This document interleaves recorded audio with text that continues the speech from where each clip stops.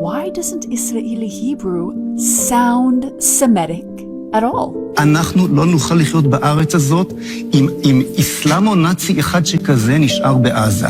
Do you think because it wasn't created by someone who was Semitic? Yes, I said created. Let's get into it. So modern Hebrew, or Israeli Hebrew, has only been around for around 150 years or so.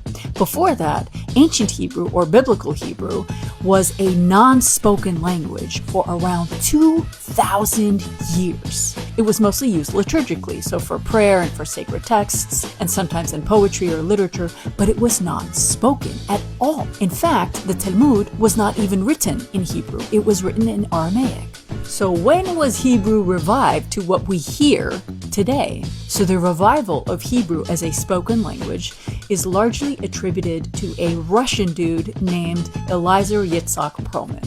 He was an Ashkenazi Jewish linguist who later changed his name to Eliezer ben Yehuda, of course, and he was obsessed with this idea of reviving Hebrew as a spoken language. Now, his native language was Yiddish, as was the language of most Central and Eastern European Jewish folks at the time. And so what he did is he took the Sephardic Jewish pronunciation, and of course he overlaid that with the European pronunciations, heavily influenced by Yiddish, Russian, Polish, and German. And so because of that, for instance, Israeli Hebrew doesn't roll their R's like Semitic languages do. So they don't say ra, they say ra.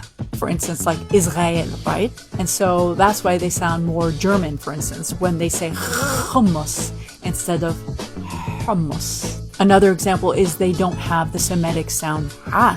Instead, they have to say ah because they don't know how to say ah. So instead of saying aliyah, they say aliyah.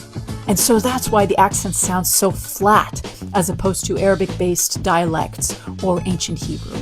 And by the way, this whole idea of Hebrew becoming a spoken language was actually frowned upon by the Orthodox and devout Jewish community, because to them, Hebrew was meant to be for prayer and sacred ceremonies. It wasn't meant to be used in everyday mundane contexts. But in the end, of course, because of the Zionist movement, this whole idea of having a specific language for this Jewish-only state was very, very enticing. And so in 1922, Britain declared modern Israeli Hebrew one of the three languages of the land, including Arabic and including English. And to end this, there's no real way of knowing what ancient Hebrew really sounded like, but there are some beautiful indications of what it might have sounded like when we hear Yemenite Hebrew.